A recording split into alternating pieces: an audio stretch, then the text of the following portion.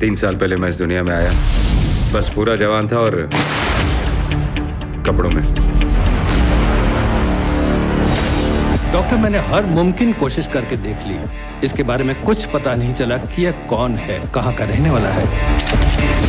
आज के टाइम में फिल्म बना के रिलीज कर लेना बहुत बड़ी बात है, लेकिन क्या आपको पता है दुनिया में एक ऐसी फिल्म भी है, एग्जिस्ट करती है, जिसका ना तो एक्टर ना ही डायरेक्टर दोनों ही इसको रिलीज नहीं करना चाहते। 2004 में नाम को बना के तैयार किया गया और अब 2024 में इसको रिलीज किया जा रहा है और अनाउंसमेंट करने का टाइम वह तो सबसे बेहतरीन था। बॉलीवुड के इतिहास में दिवाली पे सबसे बड़ा क्लैश हो रहा था। एक तरफ अनीस बज्मी की भूल-भुलैया 3, दूसरी तरफ अजय देवगन की फ्रेंचाइजी सिंघम अगेन, और इन दोनों को साथ लेकर आ गई नाम, वह भी पूरे 20 साल बाद। ऐसा नहीं कि दोनों ने पहले साथ में काम नहीं किया, बट सोचा नहीं होगा कि पुराने दिन यूं लौट आएंगे।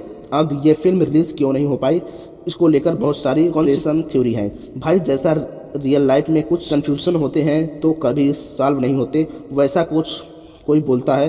2014 में फिल्म रिलीज होने वाली थी कि किसी प्रोड्यूसर के डेथ हो गई, तो किसी ने बोला कि इस फिल्म इतनी लो लेवल की थी कि कोई इसको खरीदने को तैयार नहीं था। दूसरी वाली बात सुनी कितनी आसान से अजय देवगन और अनीस बज्मी दोनों की बेइज्जती कर दी गई। 2014 में नहीं खरीदना होता तो 2024 में क्यों खरीदा? सिर्फ झूठी बातें आते हैं बस, इसलिए इन्हीं बातों की वजह से दोनों बिल्कुल नहीं चाहते कि फिल्म को रिलीज किया जाए। और बात रेपुटेशन पे आ जाए बन जाए, अगर बात रेपुटेशन पे आ जाए, बनी बनाई इज्जत पे पानी फिर जाए। लेकिन फिल्म रिलीज हुई, मैं देख कर आया हूँ और अब बताऊंगा कि आपको ऐसा क्या छुपा था इस फिल्म में। पूरे 20 साल लग गए थे इसको थिएटर में शक्ल देखने में। देखो नाम पे मत जाओ, पोस्टर की क्वालिटी मत देखो। फिल्म एक साइकोलॉजिकल थ्रिलर है, दिमाग लगाने वाली है कहानी और उसको जोड़ने वाला एक्शन पहले बनती थी ना हमराज जैसी मूवीज जिसने दिमाग सॉलिड लगाया जाता था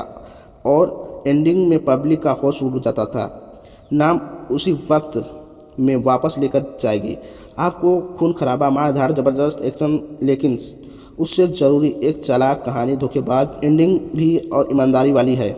बात यह है कि इसी फिल्म में सब्जेक्ट को मॉडर्न टाइम्स में सेम एग्जेक्ट को लेकर बड़े स्केल पे बनाते हैं तो पूरा मास सिनेमा बन जाता है।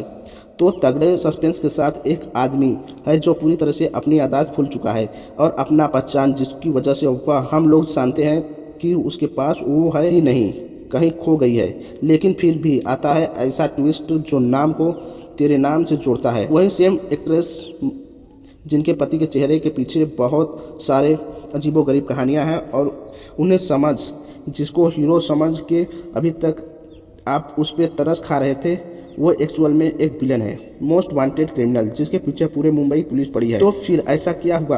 अगले ही सेकेंड इस आदमी के घर एक दरवाजे पर अंडरवर्ल्ड का एक खतरनाक डॉन आता है, सीधा गोलियों का बारिश कर देता है ताबड़तोड़। लेकिन उससे भी हैरानी वाली बात यह है कि भोलू राम, उसके हाथ में बंदूक आते ही गोलियां ऐसे नाचती हैं जैसे कि सामने खड़े गुंडे सर के बीचों बीच लगती है कोई साइको गैंग या फिर पुलिस का शिकार कर चेहरा यहाँ का, जिसके नाम की गिनती खत्म ही नहीं हो रही है। लेकिन असली नाम क्या है वो शायद उसकी बीवी भी नहीं जानती। सच बोलूं कि यह फिल्म देखते वक्त ऐसा लग रहा था कि थिएटर में घुसते ही सीधा बचपन में वापस चले गए। उस टाइम में मशीन जैसे फिल्म बनाई, हिमेश रेशमिया म्यूजिक बज रहा है और सुनील चौहान की आवाज़ कानों में पड़ रही है और अजय देवगन का लेजेंड डांस देखने को मिल रहा है। समीरा रेड्डी के डांस नंबर्स जो बहुत बड़े कंट्रीब्यूशन है बॉलीवुड में आज के टाइम पर कल्चर के लिए, वो दोबारा जी सकते हैं नए म्यूजिक की तरह। और हाँ, राजपाल यादव की कॉमेडी जिसको आजकल मिस करते हैं हम लोग, उसने 20 साल पुराने जोक्स पे भी इतना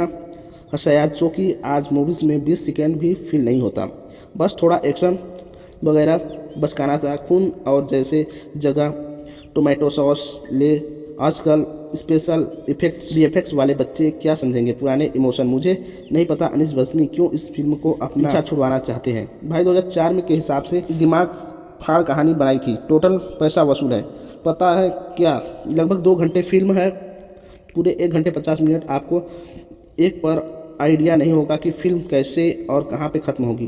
पूरा इंटरेस्ट आ रहा था मुझे। उस टाइम पर सिनेमा है जो फिल्म ऑडियंस के लिए बनती थी। इजी सिंपल सादा प्रेजेंटेशन देखा, मज़े करो, घर जाओ और भूल जाओ। इस फिल्म का रिव्यू करने का कोई मतलब नहीं है।